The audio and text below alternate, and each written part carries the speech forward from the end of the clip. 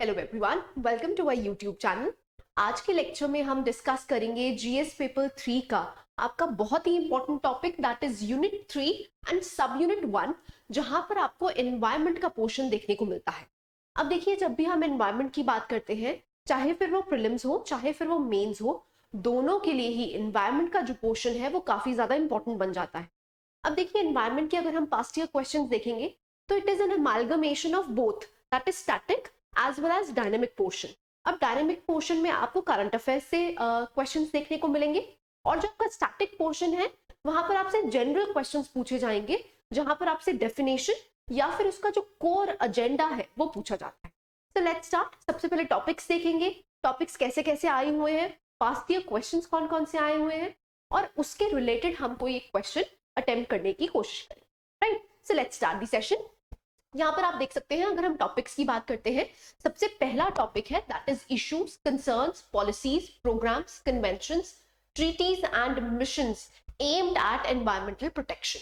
अब देखिए, जो भी हमारी एनवायरमेंटल प्रोटेक्शन है, चाहे फिर वो नेशनल पॉलिसीज हो चाहे फिर वो इंटरनेशनल पॉलिसीज हो, दोनों पॉलिसीज कैसे एनवायरमेंट को हम कंजर्व कर सकते हैं, उनके रिगार्डिंग जो भी पॉलिसीज बनी गई है उस पर आपसे क्वेश्चन पूछ सकते हैं। राइट, नेक्स्ट क्वेश्चन की बात करते हैं, that is state of environment reports, environment protection and pollution control acts and rules. अब देखिए, जो भी एक्ट्स बनाए गए हैं, चाहे फिर वो एनवायरमेंट प्रोटेक्शन एक्ट ऑफ 1986 की बात करें या फिर वाइल्ड लाइफ प्रोटेक्शन एक्ट 1972 की बात करें, तो एक्सप्लिसिटली एक्ट्स या फिर पॉलिसीज पे क्वेश्चन पूछा जा सकता है। देन नेक्स्ट टॉपिक देखते हैं, that is environmental impact assessment. अब देखिए, ये एक ऐसा टॉपिक है जिसपे से ऑलमोस्ट हर बारी आपसे एक ना एक क्वेश्चन पूछा गया है। अब देखिए, अगर हम एनवायरमेंटल इंपैक्ट असेसमेंट की बात करते हैं, ये टॉपिक ही क्यों इंपॉर्टेंट है। देखिए, जब भी हम डेवलपिंग कंट्री की बात करते हैं तो हमारा एजेंडा क्या होता है कि हमें डेवलपमेंट भी चाहिए और हमें एनवायरमेंट को भी प्रोटेक्ट करना है। अब यहाँ पर एनवायरमेंटल इंपैक्ट असेसमेंट एक्चुअली में करता क्या है, यहाँ पर आपको एक बैलेंस प्रोवाइड करता है कि आप डेवलपमेंट भी कीजिए लेकिन साथ ही साथ आपको एनवायरमेंट प्रोटेक्शन भी चाहिए। तो यहाँ पर आपको एक बैलेंस की तरह क्या देखने को मिलता है, that is environmental impact assessment. इसीलिए ये जो क्वेश्चन है ये इंपॉर्टेंट हो जाता है। प्लस अगर हम हिमाचल प्रदेश की बात करते हैं, क्योंकि ये एक वल्नरेबल सेक्शन है, वल्नरेबल सोसाइटी यहाँ पर एग्जिस्ट करती है, प्लस ये जो जोन है ये अर्थक्वेक प्रोन भी है, तो इसीलिए यहाँ पर इसकी ज्योग्राफी की वजह से जो एनवायरमेंटल इंपैक्ट असेसमेंट है वो बहुत ज्यादा इंपॉर्टेंट हो जाता है। राइट, नेक्स्ट टॉपिक की बात करते हैं, that is national action plans on climate change.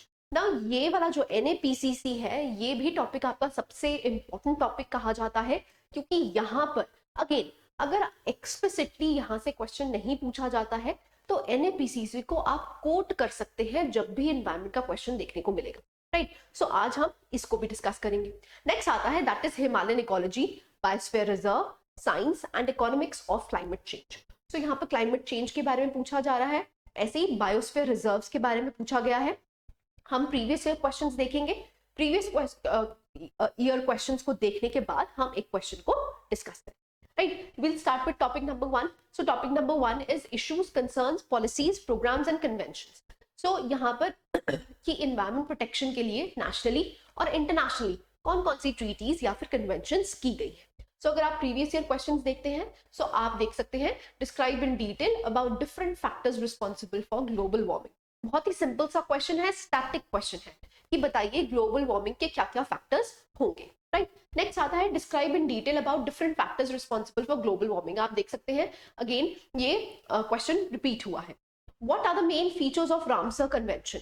अब देखिए, अगेन जो कन्वेंशन, इंटरनेशनल कन्वेंशन है वो भी इंपॉर्टेंट हो जाती है, चाहे फिर वो पेरिस एग्रीमेंट हो, चाहे फिर वो रिसेंटली आपका जो COP26 हुआ था, COP27 हुआ था, उस पे आपसे क्वेश्चन फ्रेम हो सकता है। राइट, तो रामसर कन्वेंशन के बारे में पूछा गया है।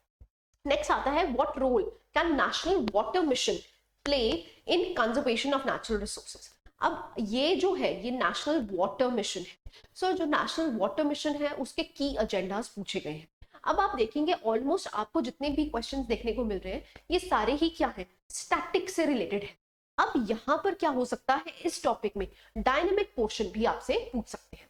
तो आज का हमारा एजेंडा यही रहेगा, जो तो स्टैटिक पोर्शंस है वो आप ऑलरेडी कवर कर चुके हैं, यहाँ पर कोशिश ये रहेगी कि जिस भी टॉपिक से करंट ओरिएंटेड क्वेश्चन बन सकता है हम उसको डिस्कस करें, राइट। सो इसमें से करंट ओरिएंटेड टॉपिक क्या बन सकता है, दैट इज आपकी जो COP26 हुई। तो जो COP26 हुई थी उस पे हमने क्वेश्चन फ्रेम करने की कोशिश करी। तो आप क्वेश्चन देख सकते हैं, describe the major outcomes of 26th session of the COP, that is conference of parties to the United Nation framework convention on climate change, what are the commitments made by India in this conference. बहुत ही simple सा question है लेकिन ये dynamic question है। सो अगर देखिए हमारा टॉपिक क्या था कि कन्वेंशन से क्वेश्चन पूछा जा सकता है। 26 COP बहुत ज्यादा न्यूज में थी, जहां पर आपसे एक्सप्लिसिटली 8 मार्कर क्वेश्चन भी पूछ सकते हैं, 4 मार्कर क्वेश्चन भी पूछ सकते हैं। अगर आपसे एक्सप्लिसिटली पूछा जाता है कि बताइए जो COP26 में पंच अमृत थे वो कौन से हैं, तो वो 4 मार्कर क्वेश्चन बन सकता है। यहां पर आपसे ये पूछा गया है कि बताइए इंडिया ने अपनी कमिटमेंट्स क्या की। तो इंट्रोडक्शन में अगेन आप वही लिखेंगे कि COP26 जो समिट है वो कहां पर हुई थी, ग्लासगो में हुई थी। और यहां पर हम क्या करना चाहते हैं, we want to accelerate the action towards the goals of the Paris agreement. अब पेरिस एग्रीमेंट के जो भी टारगेट्स हैं उनको फुलफिल करने के लिए हम कमिटमेंट्स कर रहे हैं, इंडिविजुअल कंट्रीज अपने लेवल पे कमिटमेंट्स कर, राइट। सो अगेन अगर हम बॉडी की बात करते हैं तो हमने बताना है कि यहाँ पर कौन कौन सी कमिटमेंट्स इंडिया ने की है। तो आप देख सकते हैं हमारे आउटकम्स क्या क्या थे। नंबर 1 की बात करते हैं, मीथेन प्लेज। सो यहाँ पर क्या कहा गया है, जो यूरोपियन यूनियन है और यूएस ने, इन दोनों ने लॉन्च किया है a pledge to reduce the emissions of greenhouse gas methane. अब आपको पता है मीथेन क्या है, एक पोटेंट ग्रीन हाउस गैस है। इसकी एमिशंस को रिड्यूस करने की बात करी गई है, जहां पर कमिट किया गया है a commitment that could prevent 0.2 degree Celsius of global warming. So यहां पर हम क्या बात कर रहे हैं, जो मीथेन है उसकी एमिशंस को रिड्यूस करने की बात कर रहे हैं, जिसकी वजह से हमारा टेम्परेचर जो है वो 0.2 डिग्री सेल्सियस कम हो सकता है। तो ग्लोबल वार्मिंग को कम करने की बात करें, नंबर 1। नंबर 2 की अगर बात करते हैं, दैट इज डिफॉरेस्टेशन प्लेज। अब यहाँ पर डिफॉरेस्टेशन प्लेज क्या दी गई है, more than 100 national leaders pledge to halt and reverse deforestation and land degradation by the end of 2030। So यहाँ पर बहुत सारी कंट्रीज ने इकट्ठे होके ये प्लेज की है कि हम डिफॉरेस्टेशन को कम करेंगे और लैंड डिग्रेडेशन कम करेंगे by 2030। This is the second pledge. अब देखिए ये जो ऐसी कमिटमेंट्स हैं जो आपको याद ही करनी पड़ेगी। अब अगर आप जीएस पेपर 3 में देखते हैं तो कहीं ना कहीं आपको COP26 का जिक्र जरूर मिलेगा। तभी मैंने एक होलिस्टिक क्वेश्चन बनाया है जहां पर आपको जो इंटरनेशनल कमिटमेंट्स हैं वो भी पता चल जाए और जो इंडिया की कमिटमेंट्स हैं वो भी पता चल जाए। तो नंबर 1 क्या हो गया, मीथेन प्लेज। नंबर 2 को क्या हो गया, that is deforestation pledge. Next आता है कॉल फॉर क्लाइमेट फाइनेंस। अब देखिए जब भी हम बात करते हैं किसी की भी कंजर्वेशन की, तो कंजर्वेशन के लिए सबसे पहला क्राइटेरिया क्या होता है, आपको फंडिंग चाहिए।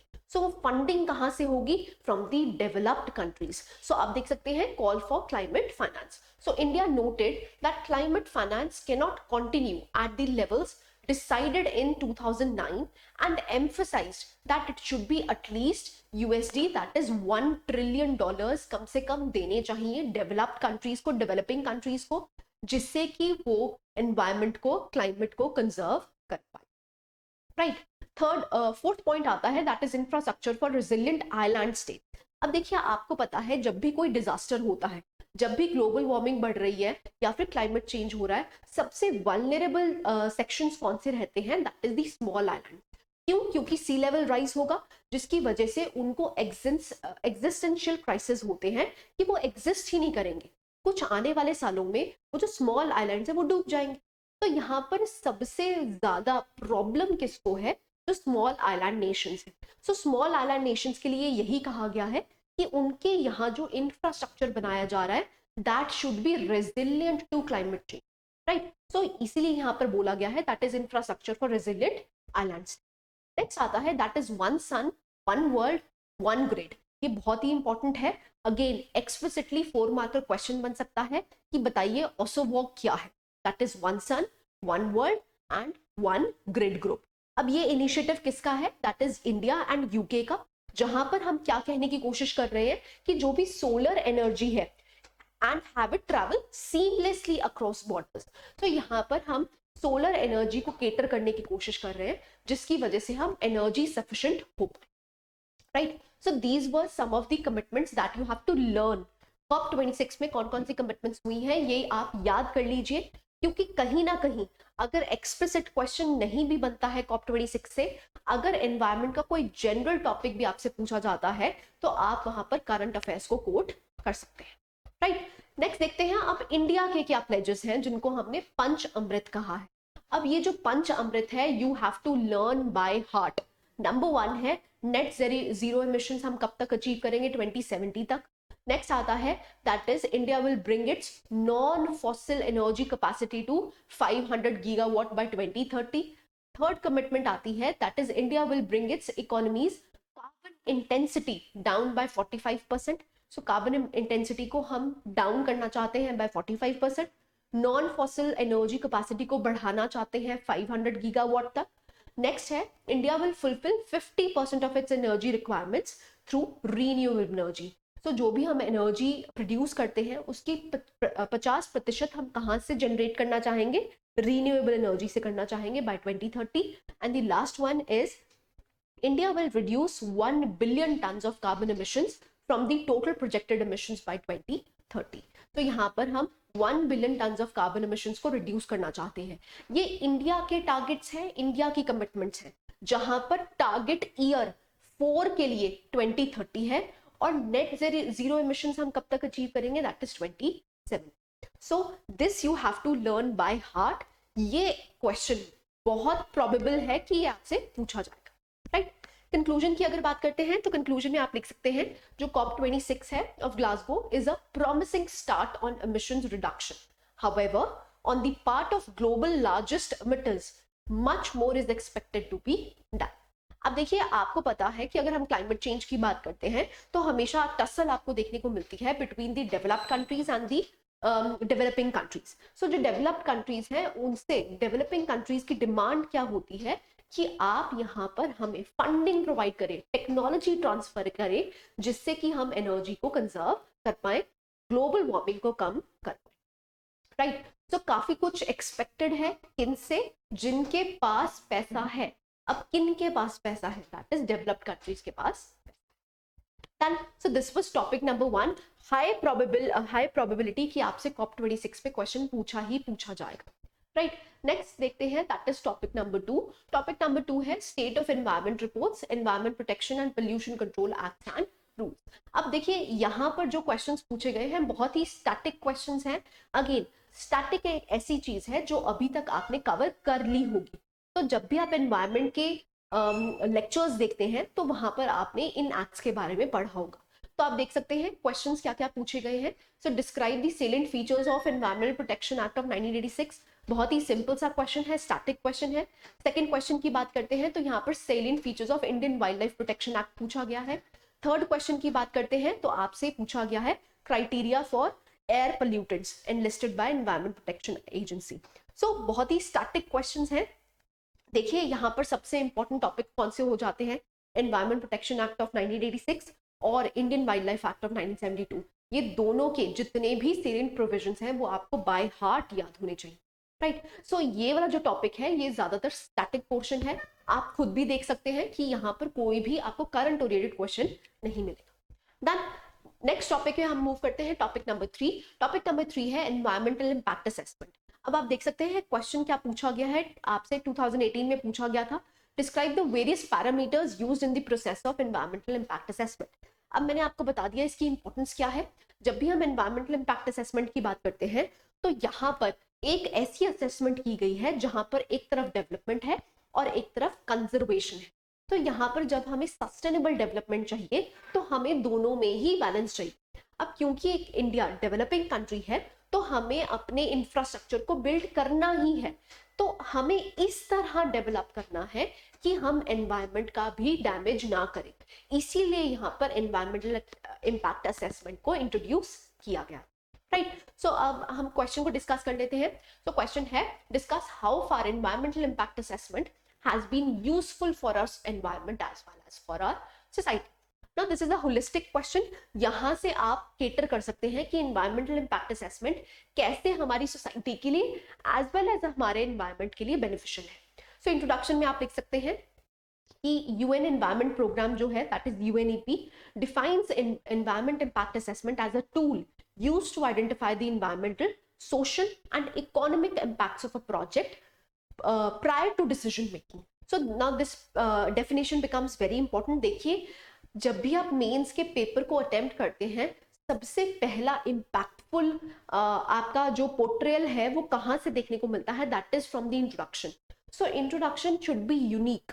अब वो यूनिक कैसे हो सकती है, सपोजिटली जैसे यहाँ पर हम बात कर रहे हैं यूएनईपी की, कि यूएनईपी ने इसको कैसे डिफाइन किया है. तो डेफिनेशन बहुत ही इजी होनी चाहिए, ऐसा नहीं है कि बहुत कॉम्प्लेक्स लैंग्वेज में आप लिखे, बहुत इजी होनी चाहिए. तो यहाँ पर आपको इजी सी डेफिनेशन दी गई है कि ये एक्चुअली में क्या करता है, एनवायरमेंटल, सोशल और इकोनॉमिक इम्पैक्ट्स जज करता है प्रायर टू डिसीजन मेकिंग, कि यहाँ पर ये फैक्ट्री हमें लगानी चाहिए कि नहीं लगानी चाहिए, यहाँ पर डिफॉरेस्टेशन करनी चाहिए कि नहीं करनी चाहिए. तो ये जो डिसीजन मेकिंग है कि ये हमारे एनवायरमेंट के लिए बेनिफिशियल रहेगा, हमारी सोसाइटी के लिए बेनिफिशियल रहेगा कि नहीं रहेगा, उसके लिए हम एनवायरमेंटल इम्पैक्ट असेसमेंट करते हैं. अब जो कोर क्वेश्चन है वो क्या है कि बताइए कैसे एनवायरमेंटल इम्पैक्ट असेसमेंट कैसे यूजफुल है. सो अगेन आप यहाँ पर लिख सकते हैं कि कैसे हमारी सोसाइटी के लिए यूजफुल है. तो अगर हम पहले पॉइंट की बात करते हैं तो ये क्या करता है, EIA links the environment with development for environmentally safe and sustainable development. ये मैं आपको बता चुकी हूँ. जब हम एनवायरमेंटल इम्पैक्ट असेसमेंट की बात कर रहे हैं तो हम यहाँ पर किसकी बात कर रहे हैं, हम यहाँ पर सस्टेनेबल डेवलपमेंट की बात कर रहे हैं कि डेवलपमेंट तो हमें करनी ही करनी है, लेकिन साथ ही साथ हमें एनवायरमेंट को भी प्रोटेक्ट करना. This is point number 1. Point number 2 की अगर बात करते हैं, so it provides a cost effective method. So यहाँ पर आपको कॉस्ट इफेक्टिव मेथड देखने को मिलता है कि अगर आप ये सेटअप करेंगे, ये इंडस्ट्री लगाएंगे, तो इसकी वजह से एनवायरमेंट पे क्या डैमेज होगा और यहाँ पर एडवांटेजेस इसके क्या होंगे, कितनी एम्प्लॉयमेंट हम जनरेट कर पाएंगे, सोसाइटल इम्पैक्ट्स तो नहीं होंगे. तो this is point number 2. Point number 3 की अगर बात करते हैं तो it enables the decision makers to analyse the effect of developmental activities. अब अगर डेवलपमेंटल एक्टिविटीज हम कर रहे हैं तो इससे एक्चुअली इम्पैक्ट क्या होगा, सोसाइटी पे इम्पैक्ट क्या होगा, एनवायरमेंट पे इम्पैक्ट क्या होगा, उसको हम प्रॉपरली एनालाइज जज कर पाएंगे. राइट. जब तक हम एनालिसिस नहीं करेंगे तब तक हम उसको ठीक करने के लिए कुछ नहीं करते. राइट. तो जब भी गवर्नमेंट पॉलिसीज बनाती है तो उसके पास सबसे पहले एनालिसिस होना चाहिए कि ये जो प्रोजेक्ट हम लगा रहे हैं इससे बेनिफिट्स क्या होंगे और इसके ड्रॉबैक्स क्या होंगे. तो जब हमें एनालिसिस होगा, प्रॉपर हम एनालिसिस कर पाएंगे, तभी हम उन ड्रॉबैक्स को क्या कर पाएंगे, फुलफिल कर पाएंगे. नेक्स्ट आता है that is EI encourages the adaptation of mitigation strategies. अब देखिए अगर हमने एनालिसिस कर लिया तो उसके बाद हमें पता चल जाएगा कि हमें कहाँ पर मिटिगेशन करने की जरूरत है. मिटिगेशन का मतलब क्या होता है, अभी डैमेज हुआ नहीं है लेकिन हम फोरसी कर पा रहे हैं कि डैमेज होगा, तो हम उसको मिटिगेट कैसे करें, हम उसका इफेक्ट रिड्यूस कैसे करें. राइट. नेक्स्ट आता है that is EI makes sure that the development plan is environmentally sound and within the limits of the capacity of assimilation and regeneration of the ecosystem. तो यहाँ पर जब भी कोई प्रोजेक्ट लॉन्च किया जाता है तो सबसे पहले ये देखा जाता है उसकी वायबिलिटी क्या है, कि क्या ये एनवायरनमेंट को इतना ज्यादा डैमेज कर देगा कि एनवायरनमेंट अपने आप को रिवाइव नहीं कर पाए. तो यहाँ पर हमेशा ये देखा जाता है कि अगर हम ये डेवलपमेंटल प्रोजेक्ट को कैरी आउट कर रहे हैं तो क्या ये जो एनवायरमेंटल डैमेज हो रहा है, क्या ये एनवायरमेंट अपने आप को असिमुलेट कर लेगा, रिजुवेनेट कर लेगा. तो अगर रेजुवेनेशन पॉसिबल है तो वो जो प्रोजेक्ट है उसको अप्रूवल दी जाती है. सो इसीलिए जो एनवायरमेंटल इम्पैक्ट असेसमेंट है, इसीलिए हमें सिग्निफिकेंस देखने को मिलती है इन दी सोसाइटी. अब अगर हम इसके ड्रॉबैक्स की बात करते हैं, अगेन देखिए ड्रॉबैक्स पे एक्सप्लिसिट क्वेश्चन बन सकता है कि बताइए एनवायरमेंटल इम्पैक्ट असेसमेंट में क्या क्या ड्रॉबैक्स है. तो ड्रॉबैक्स की सबसे पहले एप्लीकेबिलिटी. देखिए जो एनवायरमेंटल इम्पैक्ट असेसमेंट है वो कुछ ही बहुत ही कम ऐसी इंडस्ट्रीज हैं जहां पर उसकी एप्लीकेबिलिटी है. तो उसकी वजह से क्या होता है, क्योंकि इसका नैरो स्कोप है तो कुछ ही इंडस्ट्रीज इसके एम्बिट में आती है, लार्जर इंडस्ट्रीज इसके एम्बिट में नहीं आती है. इसका मतलब क्या है, जो दूसरी इंडस्ट्रीज हैं वो एक्चुअली में क्या कर रही हैं, वो डैमेज कर रही है एनवायरमेंट का. तो यहाँ पर जो एप्लीकेबिलिटी है वो बहुत नैरो है, नंबर 1 पॉइंट। नंबर 2 की बात करते हैं तो that is lack of experts. देखिए जब भी हम एनवायरमेंटल इम्पैक्ट असेसमेंट की बात करते हैं तो वहां पर जो भी एक्सपर्ट्स हैं वो एनवायरमेंट के लिए काफी ज्यादा नॉलेजेबल होने चाहिए। तो अगर वो नॉलेज नहीं है उनको तो वो प्रॉपरली इसको केटर नहीं कर पाएंगे। तो सेकंड प्रॉब्लम क्या है कि एक्सपर्ट्स ही नहीं है। थर्ड प्रॉब्लम की अगर बात करते हैं दैट इज पब्लिक हियरिंग। अब देखिए जो पब्लिक हियरिंग, जब आप एनवायरमेंटल इम्पैक्ट असेसमेंट के स्टेप्स पढ़ते हैं तो पब्लिक हियरिंग काफी एंड में आती है। तो उसकी वजह से क्या होता है कि उनकी जो पार्टिसिपेशन है, मतलब सिटीजन्स की जो पार्टिसिपेशन है वो आपको काफी बाद में देखने को मिलती है, जिसकी वजह से क्या है जो लोकल पीपल है उनकी जो इम्पोर्टेंस है वो कम होती हुई दिखती है।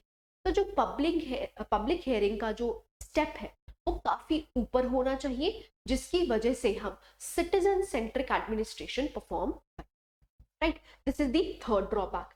फोर्थ ड्रॉबैक की बात करते हैं that is quality of EI. अब देखिए जो इन्वायरमेंटल इम्पैक्ट असेसमेंट है उसकी क्वालिटी ही अच्छी नहीं है। अगर एक्सपर्ट्स नहीं होंगे, अगर एक्सपर्ट्स नॉलेजेबल नहीं है, वो उनकी वजह से क्या होगा, जो क्वालिटी ऑफ ईआई है वो आपको हार्म्ड मिलेगी। फिफ्थ पॉइंट आता है that is lack of credibility. अब देखिए लैक ऑफ क्रेडिबिलिटी का मतलब क्या होता है कि जो ईआईए रिपोर्ट बनाई गई है वो कितनी क्रेडिबल है, उसके लिए एनालिसिस के लिए कोई भी कमिटी नहीं बनाई गई। सो ये जो है ये सारे लूप होल्स हैं इन दी एनवायरमेंटल इम्पैक्ट असेसमेंट। अगर हम कंक्लूजन की बात करते हैं तो आप देख सकते हैं कि जो recently the government has drafted new rules of EIA 2020, the most controversial rule being reducing the time for public scrutiny. अब देखिए मैंने आपको बताया है कि जब भी आप इंट्रोडक्शन या कंक्लूजन लिखते हैं तो वहां पर करंट अफेयर्स को कोट कर सकते हैं। तो रिसेंटली जो ड्राफ्ट रूल्स लाए गए थे 2020 में वो काफी ज्यादा कंट्रोवर्शियल रहे और बहुत ज्यादा डिबेट हुई थी इसमें कि जो पब्लिक हियरिंग है, मतलब जो पब्लिक स्क्रूटनी है, उसका आपने टाइम रिड्यूस कर दिया है, जिसकी वजह से क्या है, अगेन जो सिटीजन सेंट्रिक एडमिनिस्ट्रेशन है वो आप परफॉर्म नहीं कर रहे। नेक्स्ट आता है EIA is essentially a useful component of the sound environment management, and the government must understand that reducing the time for public scrutiny is essentially diluting the EIA process. अगर आप public scrutiny ही कम कर देते हैं, उसका time कम कर देते हैं, तो एक्चुअली में जो कोर एजेंडा है EIA का वो आप फुलफिल नहीं कर पा रहे। Done. So this is environmental impact assessment. Next topic पे मूव करते हैं that is NAPCC, national action plans on climate change. तो आप देख सकते हैं 2017 का क्वेश्चन है, explain different missions which form the core of national action plan on climate change. बहुत ही सिंपल सा क्वेश्चन, स्टैटिक क्वेश्चन है। सो यहाँ पर हम सारे ही मिशंस को डिस्कस कर लेते हैं एक बारी। तो आपसे पूछा गया है स्पेसिफिकली हिमालयन इकोसिस्टम का, national mission for sustaining the Himalayan ecosystem. अब देखिए यहाँ पर आपको 8 मिशन देखने को मिलते हैं, जिसमें से एक मिशन क्या है दैट इज हिमालयन इकोसिस्टम का। उसी से क्वेश्चन पूछा गया है, क्योंकि हिमाचल प्रदेश में हिमालयन इकोसिस्टम आपका फेवरेबल टॉपिक बन जाता है, इसीलिए हम इसको डिस्कस करेंगे। तो सिंपली आप बता सकते हैं कि ये किसका जो रोल कौन निभाता है, that is department of science and technology, created to protect the Himalayan ecosystem. That mandate is to involve measures to sustain and safeguard the Himalayan glaciers. So जो हिमालयन ग्लेशियर्स हैं, माउंटेन्स हैं, फ्लोरा एंड फौना वहाँ की exist करती हैं, उनको protect करना ही इसका मेजर एजेंडा है। सो आपसे एक्सप्लिसिट पूछा गया था कि इसके फंक्शंस एंड गोल्स बताने हैं, तो आप बता सकते हैं number 1 is human and knowledge capacities. So यहाँ पर क्या है कि जो भी नॉलेज कैपेसिटीज है हिमालयन इकोसिस्टम की वो हम गैदर करें और फिर हम हिमालयन इकोसिस्टम को बचाने की कोशिश करें, कंजर्वेशन की कोशिश करें। नेक्स्ट आता है दैट इज इंस्टीट्यूशनल कैपेसिटीज। अब जो भी इंस्टीट्यूशनल कैपेसिटीज हैं उनको हम एनहांस कर पाए। अब जो हिमालयन इकोसिस्टम है वो काफी फ्रेजाइल जोन है, उस फ्रेजिलिटी की वजह से ही आपको यहाँ पर ज्यादा टेक्निकल एक्सपर्ट्स चाहिए, ज्यादा आपको इंस्टीट्यूशनल कैपेसिटीज चाहिए, जिसकी वजह से जो हिमालयन इकोसिस्टम है आप उसको कंजर्व कर पाए। थर्ड आता है that is evidence based policy building and governance. So यहाँ पर एविडेंस बेस्ड एक प्लेटफॉर्म क्रिएट करना चाहिए हिमालयन स्टेट्स को, जिसकी वजह से सेंटर और जो स्टेट्स हैं वो अच्छे से कोलैबोरेट कर पाए, तो जिससे कि गवर्नेंस इफेक्टिव हो पाए। नेक्स्ट आता है that is continuous self learning for balancing between forces of nature and the actions of man. अब देखिए जो हिमालयन इकोसिस्टम है ये क्या है, फ्रेजाइल जोन है। अब यहाँ पर अगर आप बहुत ओवर डेवलपमेंट कर लेंगे, ओवर इंफ्रास्ट्रक्चर डेवलप कर लेंगे, उसकी वजह से आपको हिमालयन जो इकोसिस्टम है वो डैमेज होता हुआ दिखेगा। तो यहाँ पर हमारा कोर एजेंडा क्या रहेगा कि डेवलपमेंट तो चाहिए ही चाहिए, लेकिन यहाँ पर जो इसका एनवायरनमेंट है, हिमालयन इकोसिस्टम है, उसमें एक बैलेंस मेंटेन करके रख सकते, राइट। नेक्स्ट आता है that is establishing a modern center of glaciology, standardization of data collection to ensure interoperability. तो यहाँ पर जो भी नेचुरल रिसोर्सेज आपको देखने को मिलते हैं उसका एक अमेलगमेशन, एक ऐसा सेंटर बना पाए जहां पर आपको इंफॉर्मेशन मिल पाए, राइट। सो यहाँ पर हम मॉडर्न सेंटर बनाना चाहते हैं ग्लेशियोलॉजी का, और स्टैंडर्डाइज करना चाहते हैं जो भी डेटा कलेक्शन है, जिसको हम फर्दर यूटिलाइज कर, राइट। सो आपसे हिमालयन इकोसिस्टम से अगेन आई एम एम्फसाइजिंग, क्योंकि ये वन ऑफ द 8 मिशंस है, उस 8 मिशंस को तो याद करना ही करना है, लेकिन हिमालयन इकोसिस्टम पे आपने ज्यादा एम्फेसिस देना है। क्यों? क्योंकि आपका पेपर हिमाचल प्रदेश का है। सो यहाँ पर हिमालयन इकोसिस्टम से एक्सप्लिसिट क्वेश्चन बन सकता है। नेक्स्ट टॉपिक पे मूव करते हैं, that is Himalayan ecology, biosphere reserve, science and economics of climate change. तो यहाँ पर अगेन आप 2017 का क्वेश्चन देख सकते हैं, explain the concept of biosphere reserve. अब देखिए बायोस्फीयर रिजर्व भी क्यों बनाए गए थे। ये बायोस्फीयर रिजर्व का कोर एजेंडा क्या रहता है, जहां पर हम बायोस्फीयर मतलब वाइल्ड लाइफ को प्रोटेक्ट करना चाहते हैं, लेकिन वहां के जो लोकलाइट्स हैं, जो लोकल लोग रहते हैं, उनको भी हम रखना चाहते हैं, उनके लाइवलीहुड को डैमेज नहीं करना चाहते। इसीलिए यहाँ पर कॉन्सेप्ट बनाया गया था biosphere reserve. So again question discuss कर लेते हैं जहां से आपको क्लैरिटी हो जाएगी। सो क्वेश्चन है what are the 3 main zones of biosphere reserve. So अगर हम 3 मेन जोन्स की बात करते हैं, देखिए इंट्रोडक्शन में आपने क्या करना है, बायोस्फीयर रिजर्व्स को आप डिफाइन कर सकते हैं। यहाँ पर 3 कोर जोन्स कौन कौन से हैं, 3 मेन जोन्स कौन से हैं। सबसे पहला आता है कोर एरियाज। अब देखिए कोर एरियाज वो एरियाज हैं जहां पर आप जिस वाइल्ड लाइफ एनिमल को बचाना चाहते हैं उसका प्रोटेक्टेड जोन, जहां पर ह्यूमन इंटरवेंशन नहीं होती है। तो ह्यूमन इंटरवेंशन जब नहीं होगी तो जो उनका इकोसिस्टम है वहां पर कोई भी आपको इकोलॉजिकल फुटप्रिंट्स नहीं देखने को मिलेंगे। सो उसकी वजह से वो हम कंजर्वेशन कर सकते हैं। तो पहला जोन कौन सा आता है, that is the core area. Second की बात करते हैं, दैट इज बफर जोन। तो आप देख सकते हैं a core zone is a protected region. अगर हम बायोस्फीयर रिजर्व की बात करते हैं तो उसमें जो कोर एरिया होता है या तो वो नेशनल पार्क होता है या फिर वो वाइल्ड लाइफ सैंक्चुरी होता है। जनरली जब भी हम बायोस्फीयर रिजर्व्स की बात करते हैं, जो एक्चुअली में उसका कोर एरिया होता है वो नेशनल पार्क होता है। क्यों? क्योंकि नेशनल पार्क में ज्यादा स्ट्रिक्टनेस है as compare to wildlife sanctuaries. तो कोर एरिया में जो ह्यूमन इंटरवेंशन है वो बिल्कुल नेग्लिजिबल होती है। नेक्स्ट कोर एरिया के पास वाला एरिया क्या होता है, that is the buffer zone. अब बफर जोन क्या है, it surrounds the core zone, और यहां पर क्या है, it they are permitted to reduce its effect on the core zone. अब यहां पर आपको एक्टिविटीज देखने को मिलेगी, जैसे फॉर एग्जांपल लिमिटेड टूरिज्म आपको देखने को मिलता है, फिशिंग देखने को मिलती है, एग्रीकल्चरल एक्टिविटीज आप कर सकते हैं। लेकिन अगेन यहाँ पर जो ह्यूमन इंटरवेंशन है वो बहुत रिस्ट्रिक्टेड रहती है। तो एक्चुअली में क्या है, एक तरह से जो कोर जोन है उसको बचाने के लिए कौन सा जोन बनाया गया है, that is the buffer zone, right. So research and educational activities यहाँ पर आपको अलाउड होती है। नेक्स्ट आता है that is the transition zone, जो सबसे बाहर वाला जोन होता है। अब इस ट्रांजिशन जोन में क्या होता है, ह्यूमन वेंचर्स आप कर सकते हैं। तो where the human ventures and conservation are done in the harmony. तो यहाँ पर ह्यूमन इंटरवेंशन आपको देखने को मिलती है। सो 3 जोन्स बनाए गए हैं, core zone, buffer zone, transition zone. Transition zone में ह्यूमन एक्टिविटीज हो सकती हैं। ऑन द अदर हैंड अगर हम बफर जोन की बात करते हैं तो वहां पर लिमिटेड ह्यूमन एक्टिविटीज हो सकती हैं। अगर हम कोर जोन की बात करते हैं तो वहां पर ह्यूमन एक्टिविटीज प्रोहिबिटेड होती हैं।